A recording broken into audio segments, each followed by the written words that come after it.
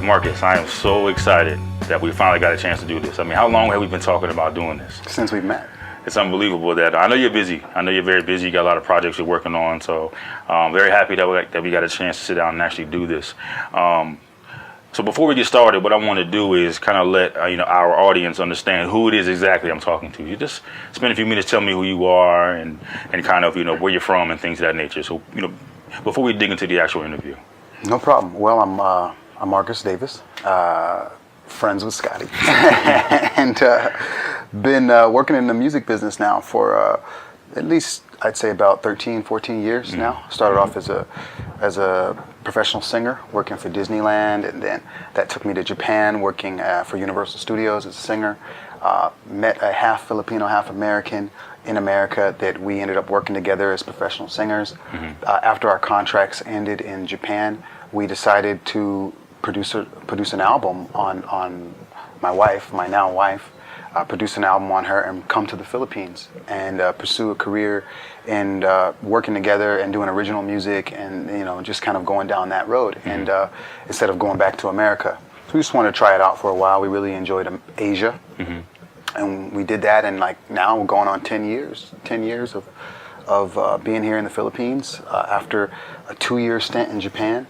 And we built a few companies. I've owned and managed a couple of record labels. I now currently just have a production company. We provide music for different artists. I've done advertising. We do, so we do stuff for commercial jingles, movie soundtracks, and just artists. Just the everything from a new artist to a celebrity or an actress who's trying to do music. So we've just done a little bit of everything, music production wise, and so that's what I've been doing. And that brings us to present day, which now.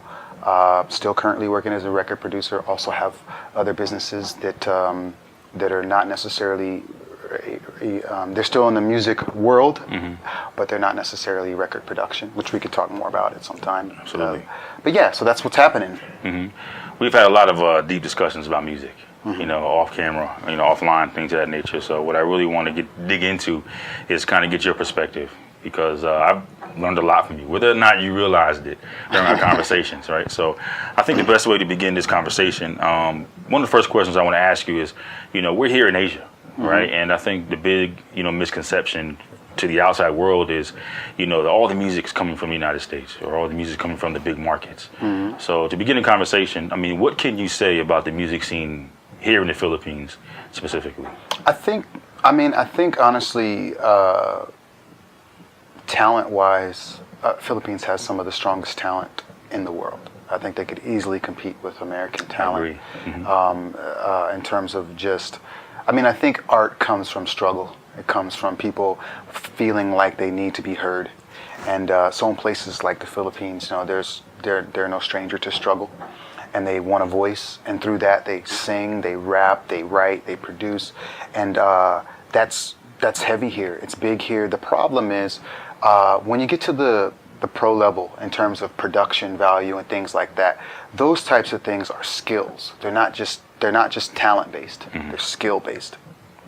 And so whenever you go from talent to the skill jump, education needs to support that, and that's a problem here. They don't have the education in place to support the skill set of music production, of writing. And so where the industry falls short is we have extraordinary talent, but the only way that talent actually gets a fair shot is if they go somewhere else where the production value is higher. So you get a Sharice Pimpenko who goes and works with David Foster and Oprah Winfrey and Ellen and Lady Gaga. She's a little girl from the province in the Philippines. She's been here all along, but we could never give her the stage that she needed to show the rest of the world how talented she was. Same thing with Arnel Pineda, now the lead singer of Journey. Right. No issue with the talent, just an issue with the production value. So that's kind of where things are at, and that's kind of been where I come in and trying to not just educate, but raise the standard and make the standard important. But anyways, yeah. So that's kind of where we're at with it. No shortage of talent. Just a shortage of quality production and writing and education for that. I agree, 100%. You know, I've been out and about, you know, on the weekends and nights and things of that nature, and you run into these bars where they have live music, and I'm just blown away. You know, blown away. I mean, these cover bands, you know, even they're singing the songs on par with the original artists. Sometimes better. Sometimes better. Right? I wasn't going to go there, but you're absolutely correct. Sometimes better. Yeah. You know what I mean? And it just boggles my mind that these artists aren't being recognized. You know what I mean? It just boggles my mind. Yeah, well, I mean, it exposes a dark truth of the industry in general, and that is that a lot of the success of even Artists International has a lot more to do with the people behind the scenes than it actually does with the talent themselves. You know, so you can have someone like a Britney Spears who's talented, but she's definitely not a Beyonce, you know, but could reach extraordinary heights based on the engine behind her, based on Max Martin, based on, you know what I mean, these other entities that have created a platform for her that's just ridiculous. And that is really the heartbeat of art, especially pop culture art and even hip hop at a lot of times. You know, it's really what's going on beneath the surface, not just the producers or not just the artists, but who's really behind the product, who's really behind the creation of this, and then based on who's behind it, who's supporting it financially, and all those other things that play into this. But if we just call a spade, I mean, there's incredibly talented people in the Philippines, there's incredibly talented people in America, but America has the support, and the Filipinos don't. So, therefore, no matter how talented they are, they're really, most of the time, their only real shot is to go to America. I mean, let's take, for instance, Manny Pacquiao.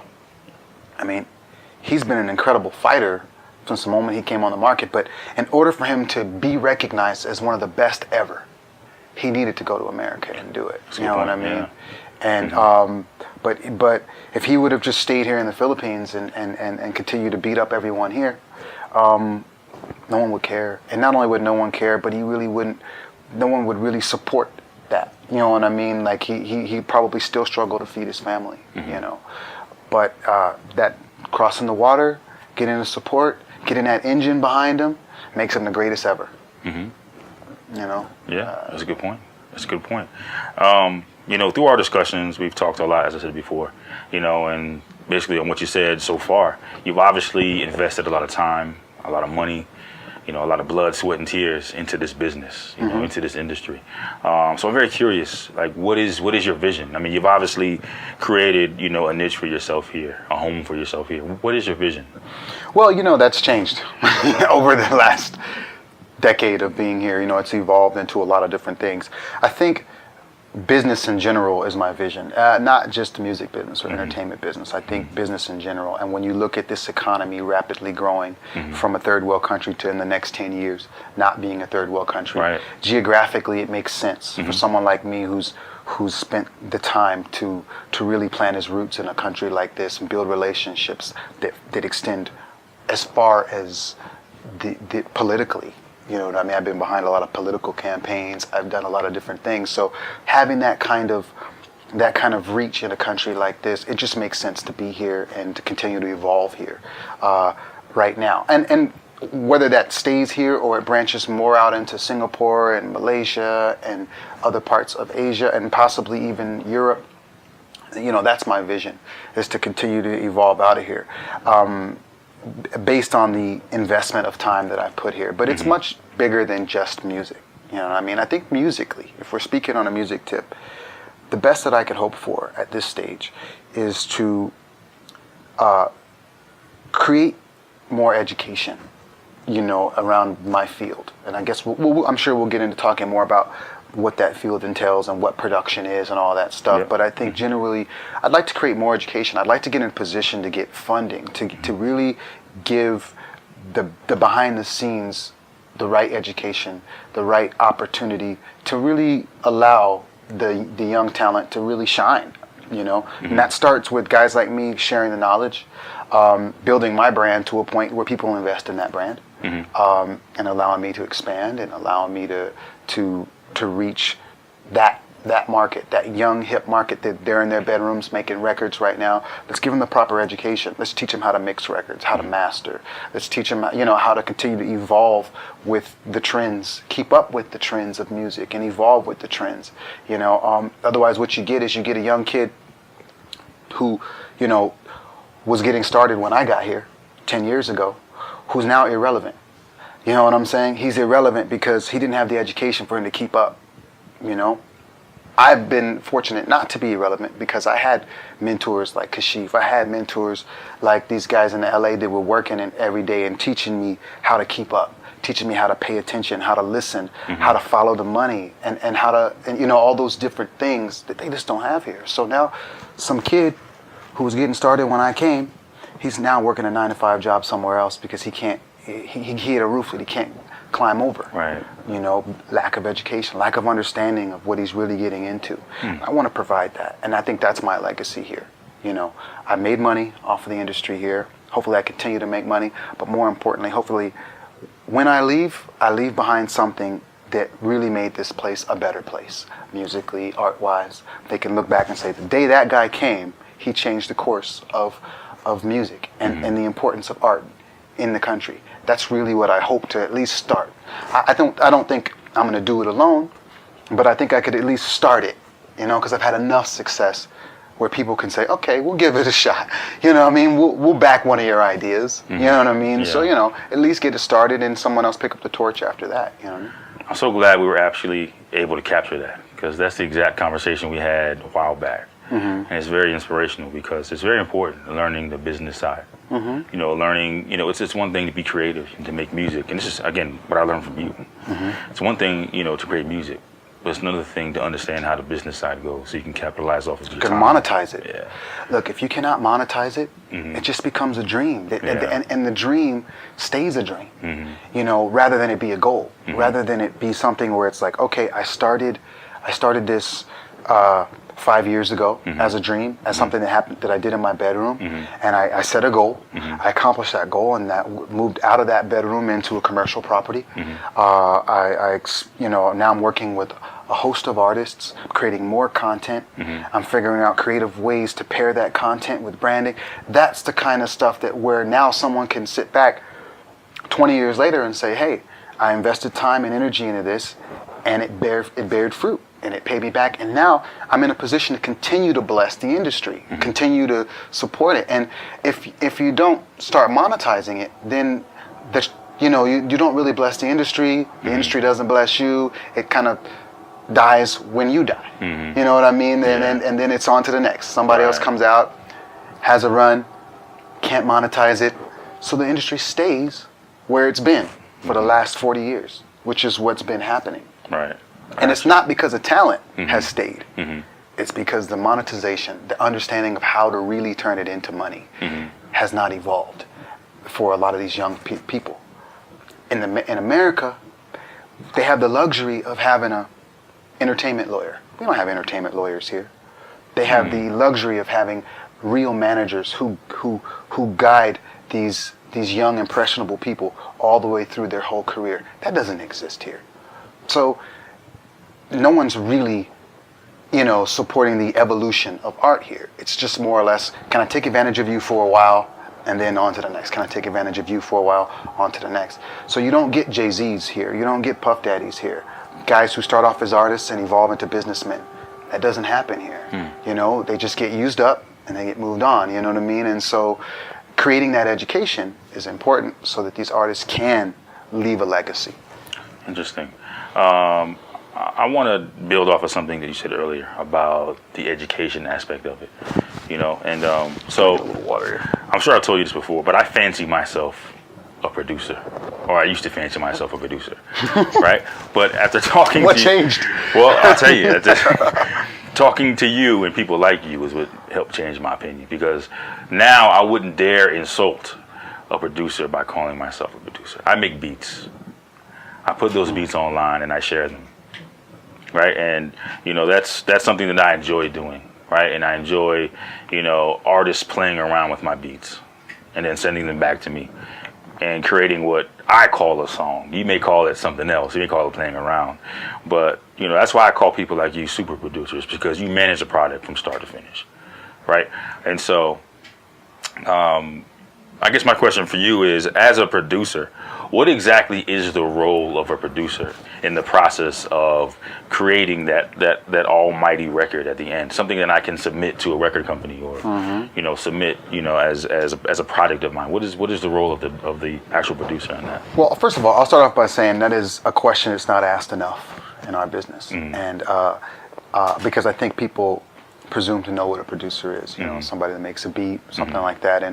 And it's a mistake that's made that should be rectified for this reason, because if you don't fully understand what a producer is, you can't begin to really understand how to monetize our industry. You see, you're just waiting to get lucky, right? So I'll tell you exactly what a producer is. It's very simple. The definition of a producer is someone who's responsible from a song, from its concept or its conceptualization all the way to the finished product. How that person gets it there, it's completely up to that person.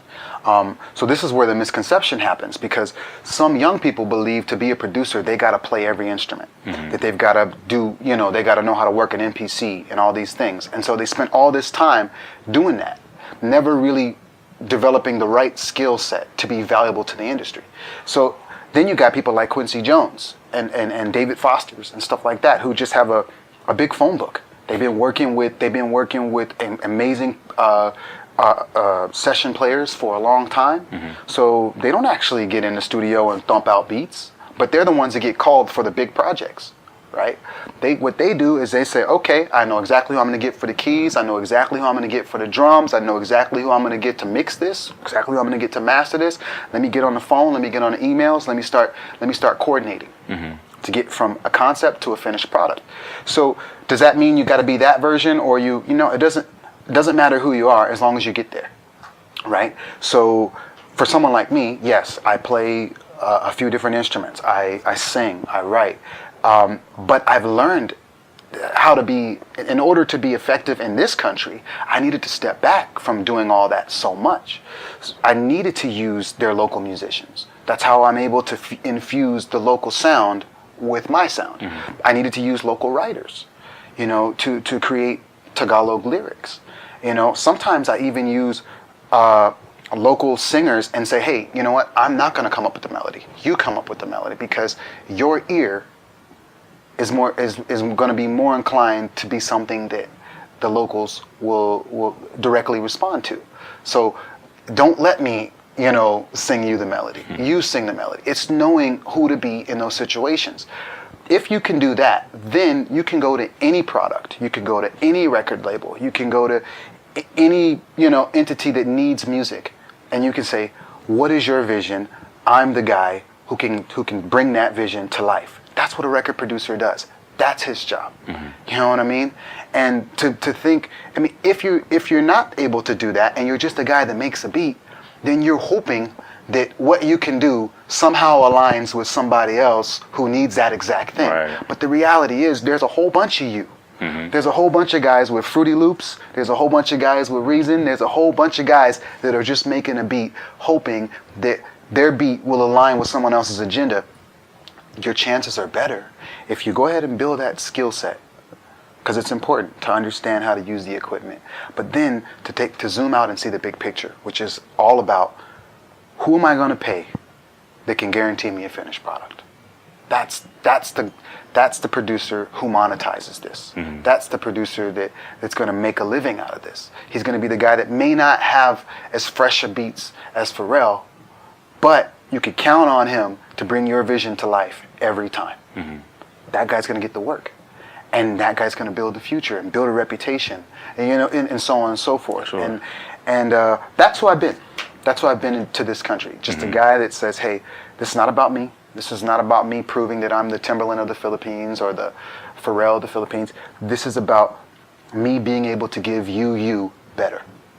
I'm going to use all my skill and everything that I've learned, and I'm going to sit down and listen to your vision, and I'm going to bring that vision to life quickly, efficiently, and at a higher quality than anybody else has been able to do in this country. That is where I dedicate all my time, and that is why I've been able to survive for the last 10 years. Yeah. And I'll use a guy like you. Mm-hmm. I'll use a beat maker sometimes. Mm-hmm. I'm like, yo, you know what? I don't really sample all that much. It's not, or I have a project where they need some East Coast sounding tracks. It's not something I'm doing a lot of. Hey, come by the studio.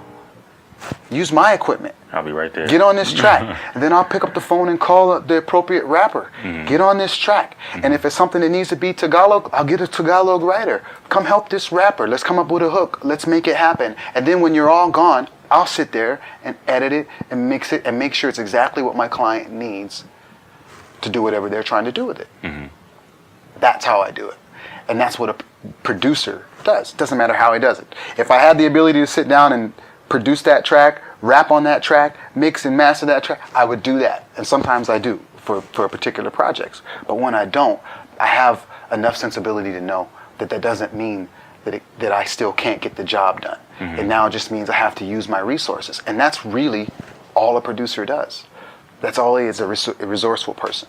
That's it. I got you. So it seems like, you've kind of got your, the ability to kind of put your hands into various different aspects of making music. So it seems like it transcends genre, right? So you can put together a finished product for pretty much anyone because you understand the process of making music. Yes. And that's what I really wanted to get into. I mean, there's such a big misconception. I hear the word producer and DJ used interchangeably, and it drives me crazy because I know they're two different people. Yeah. So I'm really glad that we got a chance to clarify that. So this is a great segue into my next question, which is, based on what you've done and the projects that you've completed, what musical genre is your comfort zone? If you have one. I think pop, generally pop. Okay. And that's evolving, So now pop is becoming something where it's a fusion of dance music and hip hop and ballad melodies. So it's becoming a fusion. Before pop was NSYNC, you know what I mean, and but it's evolving into a hybrid of a bunch of things, and I think that is really what I've evolved into, a hybrid of a bunch of things. I'm always paying attention to trends. I'm always keeping up on the techniques that are used in production, whether it be sampling, whether it be, synthesis, whether it be, the approach to mixing and how that's changing. But I'd say generally speaking, my comfort zone is pop, even as a writer. I tend to write stuff that is really commercially sellable. Now, that doesn't mean I can't do the other things. It's just that is less of a comfort zone for me. That's one of those things where, especially after spending, I'd say 15 years producing music, your creative well starts to run dry sometimes. So to sit down and make something that's just left field or out of the box or, something really inspired, it's much harder than listening to a pop record and saying, yeah, I can make something like that. And making that. For me now. Gotcha. So, Gotcha. but so, I mean, again, genre-wise, it's hard to say other than pop, because that can, even hip-hop tracks, there's a pop version of hip-hop tracks, and then there's the East Coast, or there's the Dirty South. I mean, that kind of stuff. I'd have to really sit down and we're going to get into that in my next question, but I want to kind of build up what you just said. I've heard a lot of your R&B tracks, and what I want the listeners of the show to understand is that you are an incredibly talented singer as well, more than just a producer. So if I were to be able to answer that question for you, I would probably say R&B. Yeah, but that's actually my weakest. I don't believe that. It is. I do rock better than I do R&B.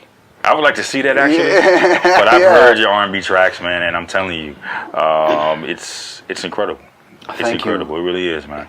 It really is. I think R&B wise, because I'm a singer, I'm a strong R&B singer. I think people assume that production wise, that's just naturally what I made comes that easy. assumption too. Yeah, but the thing is, as a singer, absolutely, I sing R&B music better than I sing pop records or rock records or anything like that. It's just a very comfortable place for me vocally, and my ear lends itself to that. As a producer, though, I grew up in Orange County, California. I grew up the only black kid in an all-white school. So I was listening to rock records long before I was listening to hip-hop, R&B records. I didn't even get into rap until I was an adult. You know what I mean? It wasn't around me. So when I started first, the only reason why I got into rap is because when I started doing beats, those were the first guys that needed beats all the time, was rappers. So then I started listening to Tupac or whoever was hot at the time. I was forcing myself to do that stuff, even R&B wise. I was forcing myself to really get into something other than Boyz II Men. Oh, you know what I mean? But with most of the pop stuff, I was hearing it all the time. It was coming natural, and a lot of being a producer is about your instincts. And so a lot of my instincts are rooted in what I grew up listening to, what I grew up around, the soundtrack to my childhood, which wasn't R&B, wasn't hip hop. It was pop and rock, and it's what it was, And like later on, I've kind of adapted the ability to do that stuff, but I'm less confident with it, truthfully. And it's had to be, a big catalyst in increasing your reach. I mean, the fact that you can kind of dig into different genres and be effective at it, So I get it, man. I can dig it.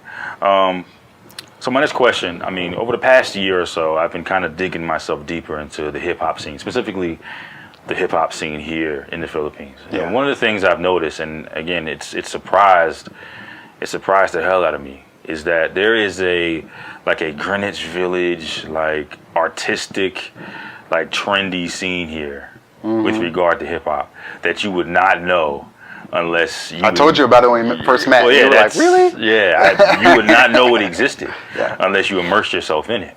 And then you start meeting some of the artists, you start hearing, the music that they've come up with. And that kind of goes to what we were saying in the beginning. I mean, the talent here is utterly incredible. Yeah. And in making the rounds, specifically, if I could bring up, one or two artists that I've come across. One of them is SNRG. Good friends of ours, LA Stone and I speak, and we kind of have very similar conversations, with respect to music and the direction that the music's going and the creative process.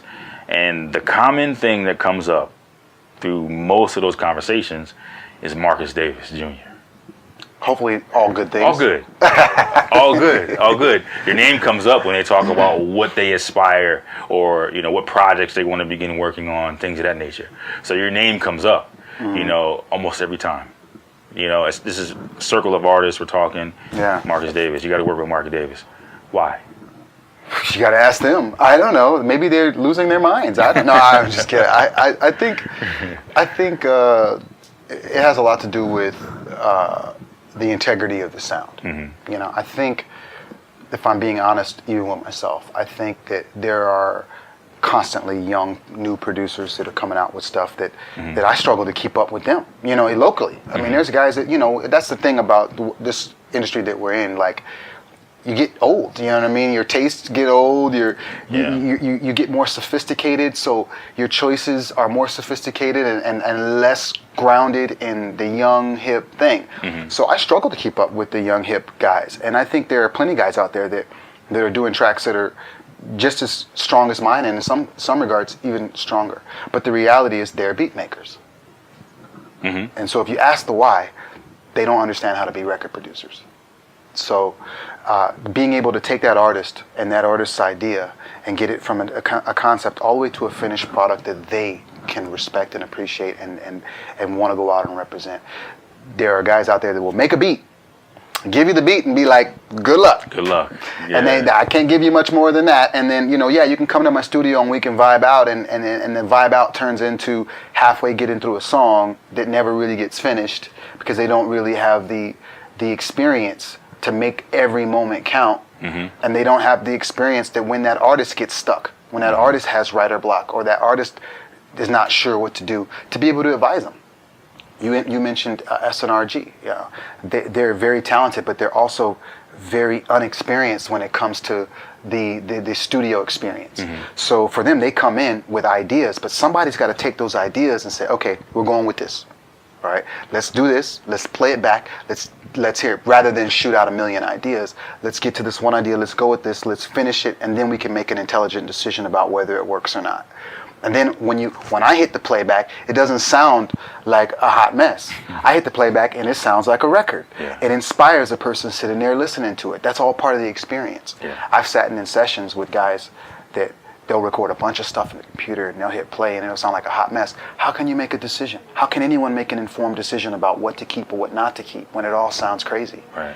You know, it's those things that make artists want to come and sit down in the studio with me because they know they're going to get a finished product that they're going to be proud of. And again, my beat may not be as good as the next guy's beat, but at the end of the day, they'll take the whole package is more valuable with me than it would be with anyone else. And that's what I want to pass on. That's the education I want to pass on to these young guys who are making dope beats. It's funny, man, because you were literally explaining me a couple of minutes ago. Like, I'll spend all this time making a beat and give it to you, right? And then you'll say, yeah, good luck, good luck, good luck. But to build on, you know, like to bridge off of that, you say, hey, can you change this or that? Wait, what? Change what? I'm not changing anything. Yeah, you know how long it took me to just get that? Exactly. It took me hours. It took me a long time to get to that. I'm not changing anything. Yeah. You change what you're doing. And that's wrong. You know, listen to what you're saying. That's wrong. You got to be flexible. You got to be able to provide a vision and a solution. And solution. Yeah. That is the key. Yeah. So, I mean, those are some of the things that I've learned in our conversations. I'm so happy that we're able to capture all this, man.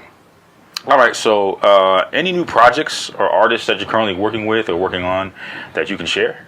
Absolutely. Anything? I mean, I'm working with locally here. I'm working with still a lot of different celebrities. I've taken a step back from doing a lot of independent stuff just because I'm trying to really impact the industry now, and the best way that I can do that is to start putting music on people who have an audience already, and so I've been working obviously with Denise Laurel, who's an actress here, Billy Crawford, who's a child superstar here who went to Europe and became a celebrity as well as a singer, and has come back, and a contest winner named Chris Lawrence, who's been here for a while. We're currently working on his album.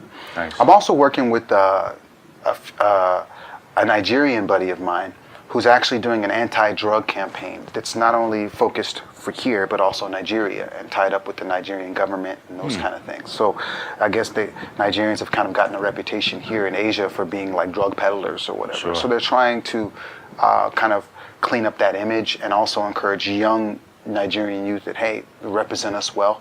So we're making music, campaign music that kind of just reaches that young market, rap, kind of hip, you know, that says, hey, you don't have to be that version of, you know, you can paint a better picture. Very important. So I'm getting involved in that, which is kind of cool because it's something that will cross the seas a bit, and it's something that I believe in. I think it's important to clean up the foreign image here in Asia. Even Americans, even African Americans here, we know we can have a bad rap here. You know, and so being proactive about being someone who's inspiring the youth or trying to be someone that says, hey, I'm not just a basketball player. You know, their vision of us is very, you know, narrow. So I want to create, no, I'm a businessman. Yes, I'm a record producer, but I'm a businessman. I'm someone you can trust with your money. I'm someone who, you know, wants to educate and wants to pass down knowledge, not someone who just wants to bully my way into an industry and say, look at me. I made it. I'm balling out of control. I'm better than everyone else here. You know what I mean? Like, that's the image that they have of us. And that's an image I'm very proactive about changing. Like, no, I'm one of you. You know, I came here not knowing anybody, not having much, and built something. And if I could do it, you can do it. You know, here's the knowledge. You know? And so that's the image. That's what most of my projects are either geared towards that or geared towards, hey, let's pair up good music with celebrities and show them that it has nothing to do with the talent in this country. It has to do with the platform that talent sits on top of. And I want to get it out there, make it as popular as it can be, and so people can ask the question, who and where did this come from? And then I can say, and by the way, I'm willing to share. You know what I'm saying? Yeah, it's so inspiring, you know, having these conversations. You know, it's. I remember the first time you and I sat down and talked. I don't know if you remember this. We were in my living room and we were having a conversation, and you left, and my mind was just going around. Like, we talked about a couple different things that you know we might be able to do together, and I was incredibly excited. But you know, that being said, you know, and amongst the projects that you talked about with me, and I've seen and heard some of them, what is the one that you're most proud of? Well, I mean, I definitely like the anti-drug campaign thing that I'm a part of right now. I think that's really cool. Also, a lot of the stuff that I've done over the years that I'm most proud of in this country is the stuff that I do with ABS-CBN, their station IDs. A lot of times they're very conscious campaigns that we create for the TV network that plays every hour on the hour, and usually involves a lot of their celebrities. But what I like most about it is it has some of the biggest impact through social media and television exposure on the country. And that's what I love being a part of those. So, for instance, when the big hurricane hit, they'll do a big kind of "We Are the World" tribute song that they'll have me produce and work with their stars, and then they'll donate the proceeds to help the victims of the hurricane. So they'll do things like that. Or for their summer station IDs, they'll do something that's inspiring and lifting up the Pinoy spirit, and something that is more like about, hey, you can do it, you can, you're a star too, and so it's really nice to be a part of a campaign like that, and then go online and see that after 2 days it's gotten 1 million hits, and then you read the responses and they're all like, proud to be Filipino, sure, proud to be representing the quality, I mean, this sound is something that's not common here, and proud to be a part and hear that Philippines is evolving. So I love doing stuff with them because it really reaches a mass market, and then you're able to really see the impact that the music is having, and that's a beautiful thing.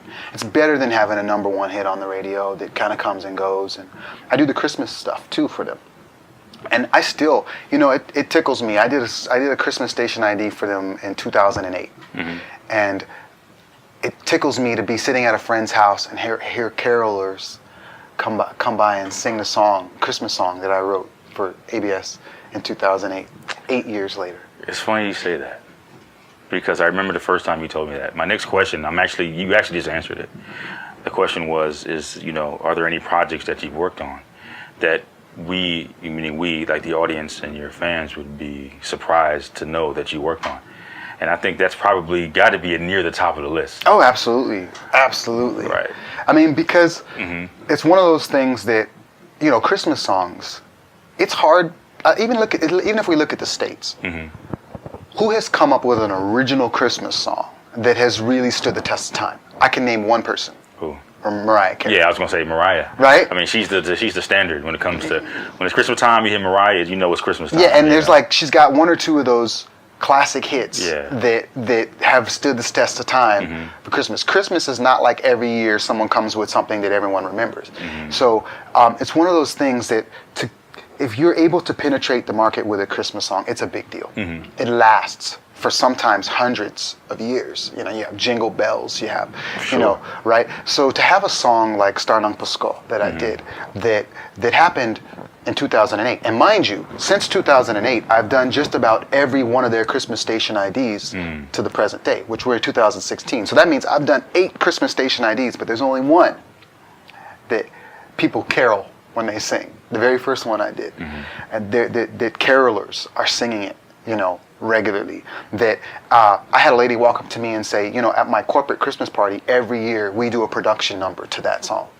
It's become their modern day Jingle Bells. So, and that's something that 30 years from now, I could come back and visit the Philippines and they'll probably still be singing that Christmas song at Christmas. You know what I mean? That's why it's a special one for me.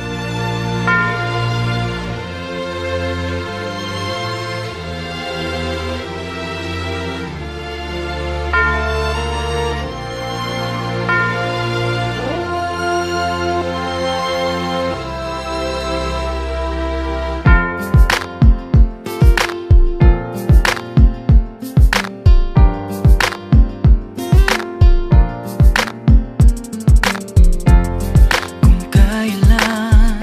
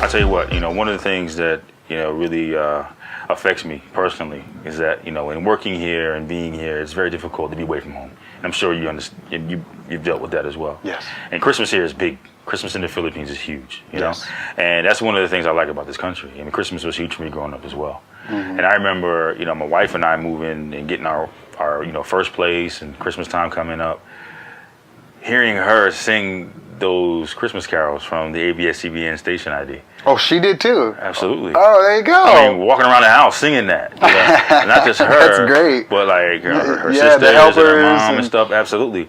And then when you told me that you're the one responsible for that, I was like, that brought me back to those years. I mean, they still do. They still do. You're right. I mean, it's extremely popular here, and it's amazing to know that you were the one behind those iconic. They're iconic. Oh, well, I wouldn't call them that, but I'm glad you do. No, they're definitely iconic, man. That's to speak to the production thing, right? Like, I obviously didn't.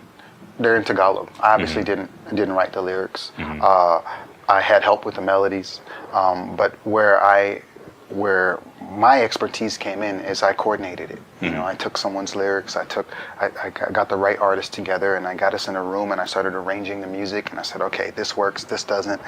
Recorded everybody, mixed and turned in the finished product. But did I do everything? No, I can't take full credit for it. But what I was the producer. I was the guy that took ABS-CBN's idea and brought it to life and gave him a finished product that now is easily, like you say, an iconic piece of music for the Christmas season. That's my job, and that's what I want to pass on. Like, that's the beauty of production. Because most producers think, I don't do enough. I got to learn how to do this, and I got to learn how to do that. And no, you just got to learn how to be resourceful. You know what I mean? You got to learn what the real art is. And when you learn what the real art is, you'll find that you're probably more than qualified. Huh. Yeah, very inspiring. So yeah, everything that you've done so far, if we could put it all together in a montage, put it all together and say, this is what I've accomplished, what would be your dream project looking forward? Your dream project. Forget about where you are in the world, forget about who you worked with and the networks and the relationships that you've established. If you could say, you know what, I want to do this, and this is the artist I want to work with, what would that be? Honestly, that's a tough one. I don't know. I mean, I think if I had to pick one, it would be to do a television show like Empire or even Nashville, and be what Timberland is to that television show, which is the music supervisor. I think I've even evolved a bit beyond being just a producer, right? Like just being someone who makes tracks and writes songs. Like I now want to do, if my dream would be really to be a music supervisor over something like that, and be hands-on as well, but have a stable of people working to create my vision or the vision of the director or whatever it is. I think that would be the dream job for me. That would be the next evolution of what I'm doing.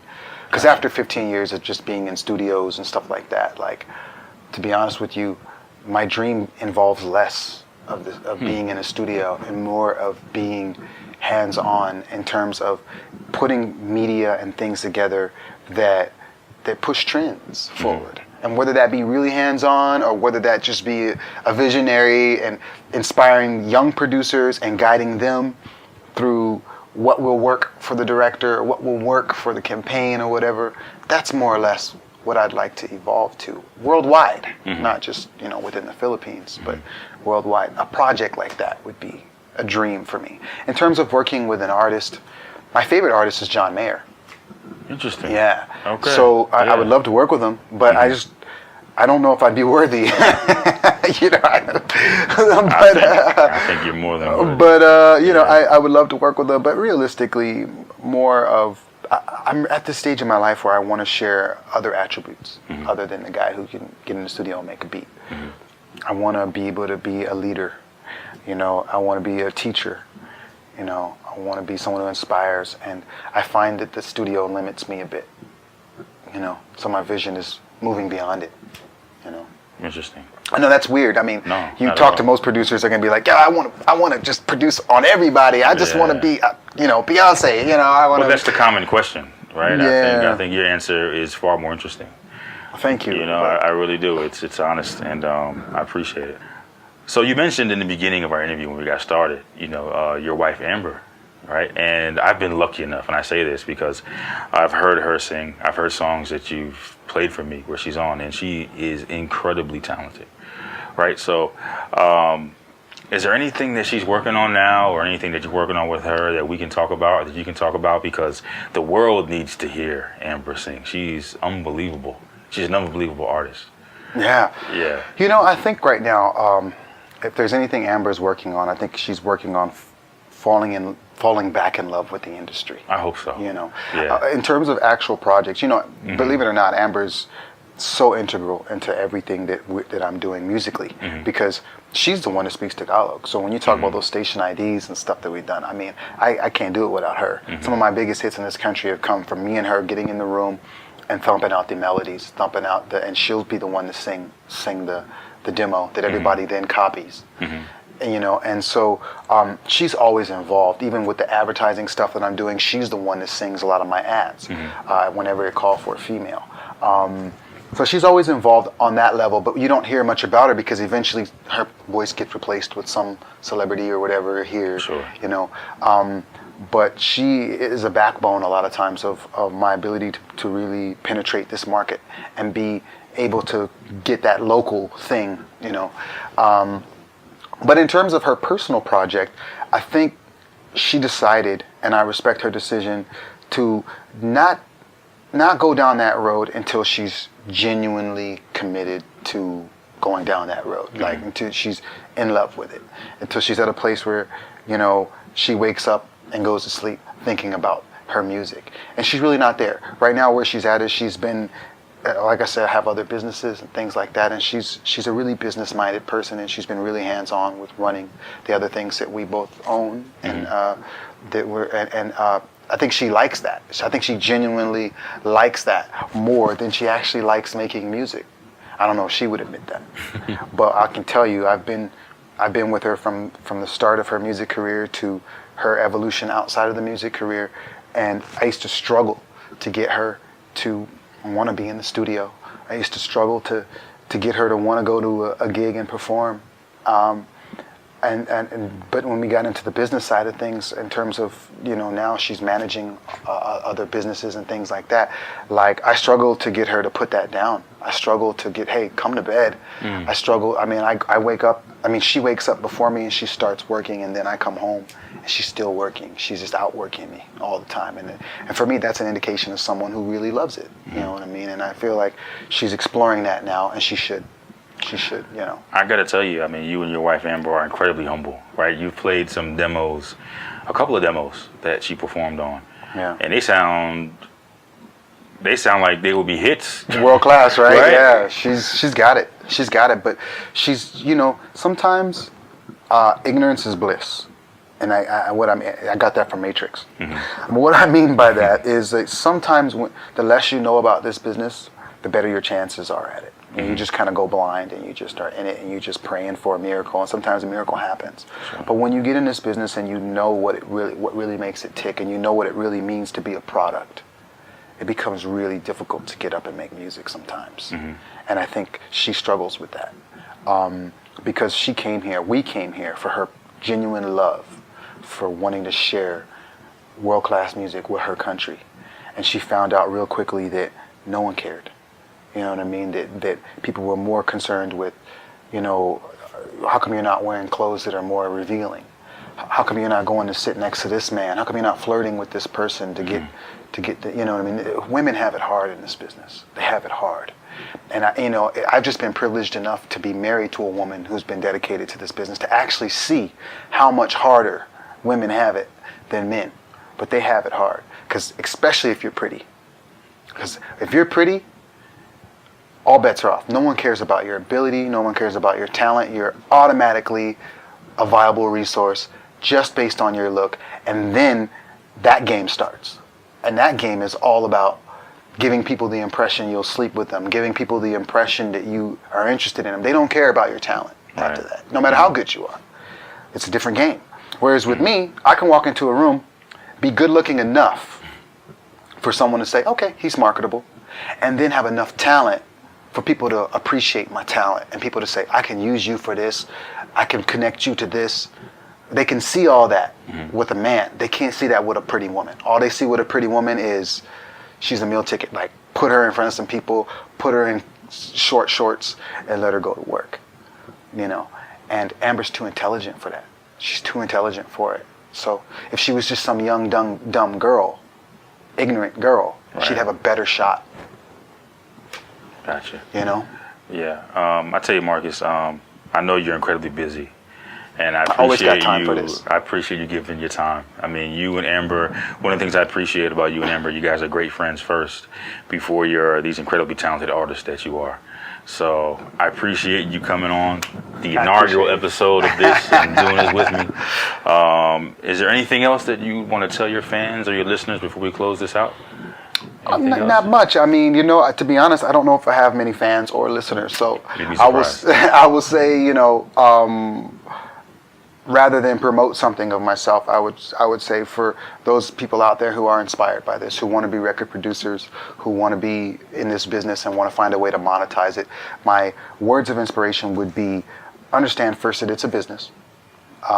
So like any other business, due diligence is important. You know, make sure you do your research. Make sure you understand how the business actually works, where money really comes from, who's making the money.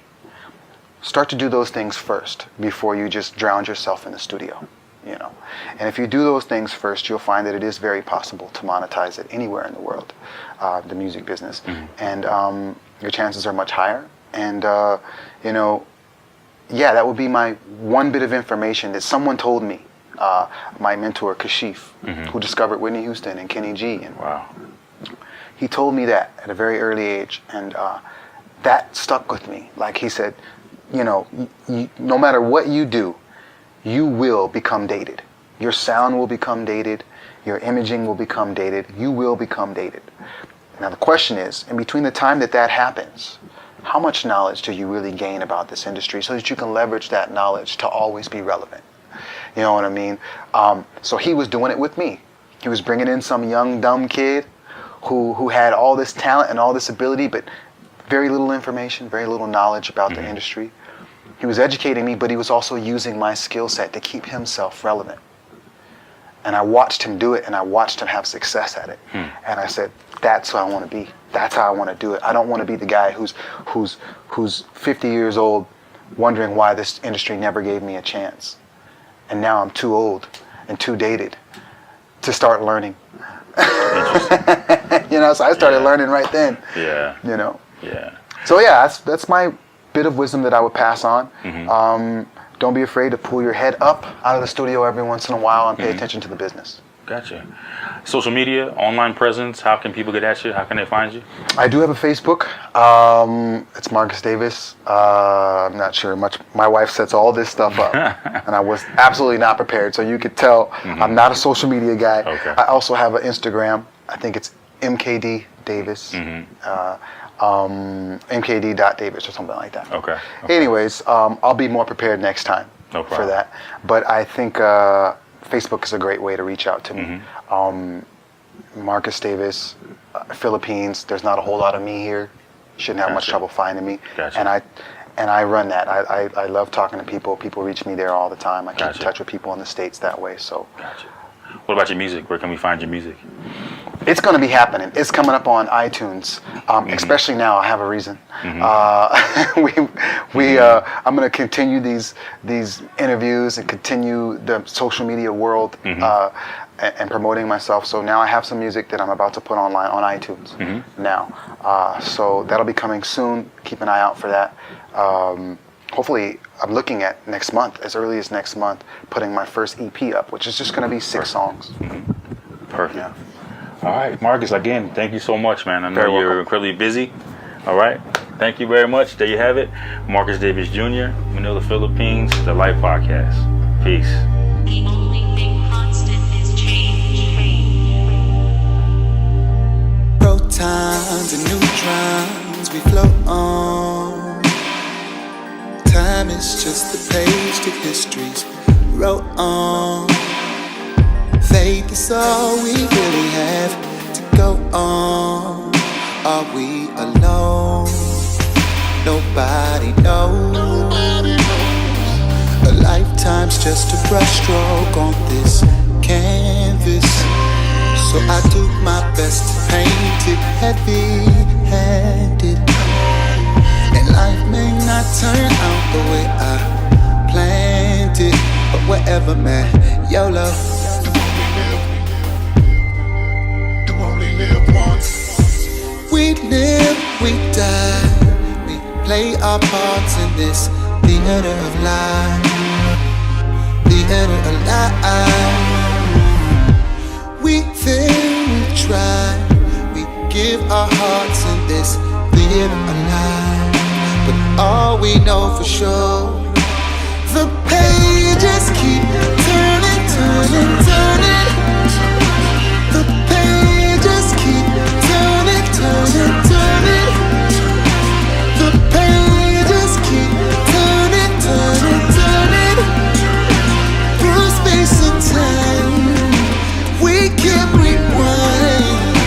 Through space and time, we turn the lessons that we learn. Maybe the fire that burns our place and time. Through space and time, we turn the lessons that we learn. Maybe the fire that burns our place and time. Hope is the fuel that keeps us moving. The mind is just a tool that keeps us choosing. In this race against time, who's losing? It's anybody's best guess. Nobody knows what comes next. We hurt each other claiming to know the answers.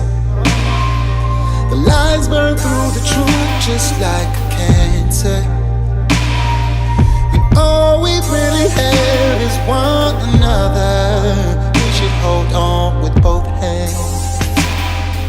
With both hands. We live, we die. We play our parts in this theater of life. Theater of life. We fail, we try. We give our hearts in this theater of life. But all we know for sure, the pages keep turning, turning, turning. The pages keep turning, turning, turning. The pages keep turning, turning, turning. Through space and time, and we can't rewind. Through space and time, we turn the lessons that we learn. Maybe the fire that burns our place and time. Through space and time, we turn the lessons that we learn. Maybe the fire that burns our place and time. Pages turning, turning, turning. Yes, pages turning, turning, turning. Pages turning, turning, turning. Yes.